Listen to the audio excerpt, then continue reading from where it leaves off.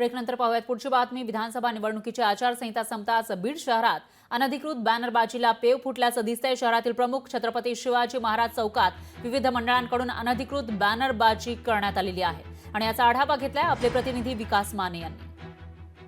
निवडणुकीमधील आचारसंहिता संपताच आता बीड शहरामध्ये पुन्हा एकदा जे अनधिकृत बॅनरबाजी आहे ती पाहायला मिळत आहे। सध्या मी छत्रपती शिवाजी महाराज चौकात उभा आहे आणि या ठिकाणी आपण पाहू शकता अतिशय महत्त्वाचा असा हा बीड शहरातील चौक आहे, कारण की याच ठिकाणावरनं अहिल्यानगर, छत्रपती संभाजीनगर, त्याबरोबरच सोलापूर असेल, उस्मानाबाद असतील आणि या ठिकाणी जिल्ह्यांना जोडणारा हा प्रमुख असा चौक आहे आणि याच चौकामध्ये सध्या ही बॅनरबाजी जी आहे ती हौशी मंडळीची आपल्याला पाहायला मिळत आहे। विधानसभा निवडणुकीचा निकाल जो आहे तो नुकताच जाहीर झाला आणि या जाहीर झाल्यानंतर सध्या जे आमदार झालेले आहेत त्यांना शुभेच्छा देणारे जे अनधिकृत बॅनर जे आहेत ते सध्या या शहरामध्ये आपल्याला पाहायला मिळत आहे आणि याच बॅनरमुळे सध्या वाहनधारकांना अडथळेचा सामना जो आहे तो करायला पाहायला मिळत आहे। केवळ या ठिकाणची ही परिस्थिती नाही तर जिल्ह्यामध्ये अनेक ठिकाणी अशाच अनधिकृत बॅनरबाजीची पेव जे आहे ते या ठिकाणी फुटल्याचं पाहायला मिळत आहे। आपण पाहू शकता की मोठ्या प्रमाणात या ठिकाणी बॅनर जे आहेत ते लावण्यात आलेले आहे आणि याच ठिकाणचे जे काही वाहनधारक असतील त्यांना याचा अडथळा जो आहे तो मोठ्या प्रमाणामध्ये पाहायला मिळत आहे।